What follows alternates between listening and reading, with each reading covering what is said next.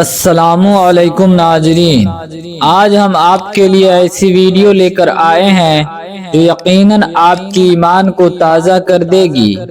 اس video میں ہم حضرت آدم علیہ السلام کا جنت سے دنیا میں تشریف لانے کا قصہ سنائیں گے، لہٰذا آپ ویڈیو کو بالکل اسکپ نہ کریں اور پورا دیکھیں۔ تو چلیے ویڈیو شروع کرتے ہیں۔ بسم اللہ الرحمن الرحیم۔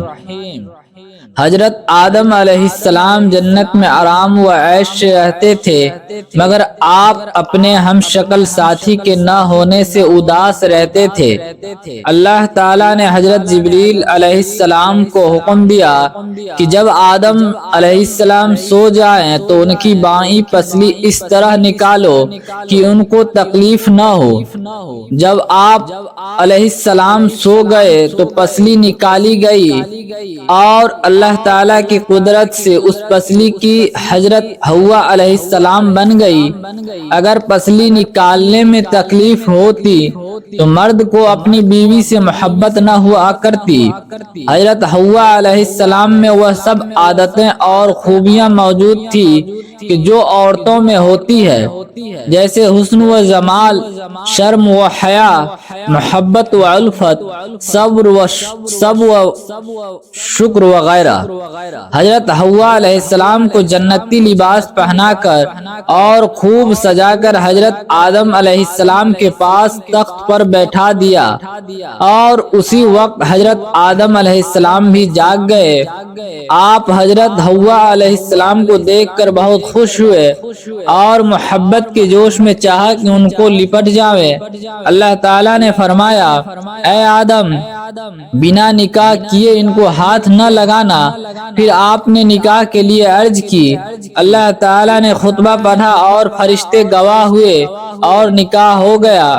حضرت آدم علیہ السلام نے اللہ تعالیٰ کا ان الفاظ میں شکر ادا کیا، سبحان اللہ والحمد للہ ولا الہ الا اللہ واللہ اکبر ولا حول ولا قوت الا باللہ العلی العظیم۔ پھر اللہ تعالیٰ کا حکم ہوا، اے آدم، تم اور تمہاری بیوی حوا دونوں جنت میں آرام سے رہو اور جو چاہو کھاؤ پیو، مگر اس درخت کا پھل مت کھائیے گا۔ سن لو، شیطان تمہارا کھلا ہوا دشمن ہے، تم بھی اس کو دشمن سمجھو، اس کے دھوکے میں نہ آنا۔ آپ علیہ السلام خوب آرام سے جنت میں رہنے لگے اور شیطان کی طرف سے بے فکر ہو گئے کہ وہ تو دنیا میں ہے اور ہم جنت میں ہیں، وہ یہاں نہیں آ سکتا۔ ادھر شیطان نے اس بات پر کمر باندھ رکھی تھی کہ آدم علیہ السلام سے نافرمانی کرا کے ان کو بھی جنت سے نکلوا دوں گا۔ اس نے جنت میں جانے کی تدبیر کی۔ شیطان اللہ تعالیٰ کی 3 نام جانتا تھا، ان کو پڑھ کر آسمانوں کو طے کرتا ہوا جنت کے قریب بیٹھ گیا اور پھر وہ نام پڑھنے شروع کیے۔ جنت کی دیوار پر مور بیٹھا تھا، اس نے پوچھا، تو کون ہے؟ شیطان نے کہا، فرشتہ ہوں اور جنت میں جانا چاہتا ہوں اور جنت کے دروازے بند ہیں۔ اگر تو مجھے کسی طرح جنت میں لے جائے تو میں تجھے ایسا وظیفہ بتا دوں گا جس کے پڑھنے سے یہ 3 باتیں تجھے حاصل ہوگی۔ پہلا، تو کبھی بوڑھا نہ ہوگا۔ دوسرا، ہمیشہ زندہ رہے گا۔ تیسرا، ہمیشہ جنت ہی میں رہے گا۔ مور نے کہا کہ آدم کی وجہ سے کوئی جنت میں نہیں جا سکتا، اور مور نے یہ سب باتیں سانپ کو سنائی۔ سانپ نے لالچ میں آ کر جنت کی موری سے اپنا سر نکالا اور شیطان سے کہا کہ وہ وظیفہ مجھے بتا دے، میں تجھے جنت میں لے جاؤں گا۔ شیطان نے کہا، پہلے مجھے جنت میں پہنچا دے پھر بتلاؤں گا۔ سانپ نے اپنا منہ کھولا، شیطان جھٹ سے اس کے منہ میں گھس گیا اور جنت میں پہنچ گیا۔ مور اور سانپ سے پھر بات بھی نہ کی اور جنت میں ایک طرف بیٹھ کر رونے پیٹنے لگا۔ حضرت حوا علیہ السلام نے پوچھا، تو کون ہے اور کیوں روتا ہے؟ اس نے کہا، فرشتہ ہوں، تمہارے غم میں روتا ہوں، کیونکہ خدا تم دونوں کو ضرور ایک نہ ایک دن جنت سے نکال نکالے گا اور پھر تم مصیبت اور تکلیف میں پڑ جاؤ گے۔ اس لیے خدا نے تم کو اس درخت کا پھل کھانے سے منع کر دیا ہے۔ خدا کی قسم میں تمہارا خیر خواہ ہوں، ہمدردی سے کہتا ہوں کہ اگر تم نے یہ پھل کھا لیا تو ہمیشہ ہمیشہ جنت میں رہو گے، کبھی نکالے نہ جاؤ گے۔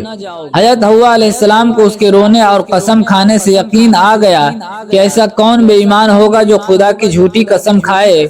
مکر کا رونا، جھوٹ بولنا، دھوکہ دینا، جھوٹی قسم کھانا، وعدہ خلافی کرنا، کینہ کپٹ رکھنا، یعنی جب موقع ملے گا بدلہ لوں گا، اور دوسرے کو اجارنا، اللہ تعالیٰ سے نہ ڈرنا اور حکم نہ ماننا، ہٹھ دھرمی اور ضد کرنا، یہ سب گناہ سب سے پہلے شیطان ہی نے کیے۔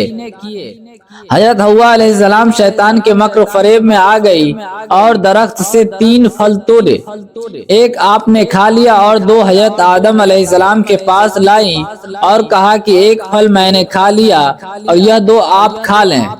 آپ علیہ السلام نے فرمایا کہ اللہ تعالیٰ نے اس کے کھانے سے منع فرمایا ہے، کہا یہ فرشتہ خدا کی قسم کھاتا ہے اور ہمارے غم میں روتا ہے، اس سے زیادہ غمخوار کون ہوگا؟ اگر آپ نہ کھائیں گے تو اس فرشتے کے کہنے کے موافق آپ جنت میں نہیں رہیں گے، اور میں جنت میں آپ کے بغیر کیسے رہوں گی؟ انہی باتوں میں حضرت آدم علیہ السلام بھی بھول گئے اور پھل کو منہ میں ڈالا ہی تھا، حلق سے نیچے بھی نہیں اترا تھا کہ اللہ تعالیٰ کا غضب آ گیا۔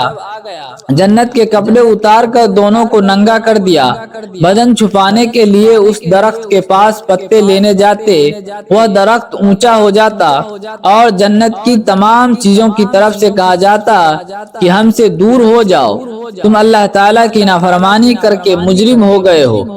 آپ علیہ السلام خوف، شرم و حیا کی وجہ سے بے چین ہو گئے۔ جبرائیل علیہ السلام نے کہا، اے آدم، تم اللہ تعالیٰ سے معافی مانگو۔ آپ نے یہ دعا مانگی، اے ہمارے رب، ہم نے اپنی جانوں پر ظلم کیا، ہم معافی چاہتے ہیں، اگر آپ ہم کو معاف نہ کریں گے اور رحم نہ فرمائیں گے تو ٹوٹا پانے والوں میں ہو جائیں گے۔ حکم ہوا، اے آدم، ہم نے تم کو منع کیا تھا کہ اس درخت کا پھل نہ کھانا، اور یہ بھی بتلا دیا تھا کہ شیطان تمہارا کھلا دشمن ہے، اس کے دھوکے میں نہ آنا۔ اب اس نافرمانی کی سزا یہ ہے کہ تم دونوں جنت سے نکلو اور دنیا میں جاؤ۔ اور حضرت جبرائیل علیہ السلام کو حکم ہوا کہ آدم اور حوا کو سانپ، مور اور شیطان نافرمان کو جنت سے نکال کر دنیا میں ڈال دو۔ حضرت جبرائیل علیہ السلام نے اسی وقت سب کو جنت سے نکالا۔ حضرت آدم علیہ السلام کو سرندیپ، جو ہندوستان میں ایک جزیرہ تھا، میں ڈالا، اور حضرت حوا علیہ السلام کو خراسان میں، اور مور کو سیستان میں، اور سانپ کو کوہ اصفہان میں، اور شیطان کو ایک بڑے خوفناک پہاڑ میں ڈالا۔ سانپ بہت خوبصورت تھا، شیطان ظالم کی مدد کرنے اور لالچ کرنے سے بدصورت ہو گیا اور پیٹ کے بل چلتا اور خاک چھانتا پھرتا ہے۔ مور کی صورت ہی بدل گئی، وہ اپنے پاؤں دیکھ کر روتا ہے۔ شیطان دشمن انسان کو یہ سزا ملی کہ لعنت کا طوق گلے میں پڑا، اور جو لوگ اس کی تابعداری کریں گے آخرت میں سب کو دوزخ کی آگ میں جھونک دیا جائے گا۔ مسلمانوں، اس قصے سے سبق حاصل کیجئے، اللہ و رسول کی نافرمانیوں سے بچیے اور شیطان کے مکر و فریب میں مت آئیے۔ کسی اللہ والے کی صحبت اختیار کریے، دیکھیے، غور کر لیجئے کہ نافرمانی کتنی بری چیز ہے۔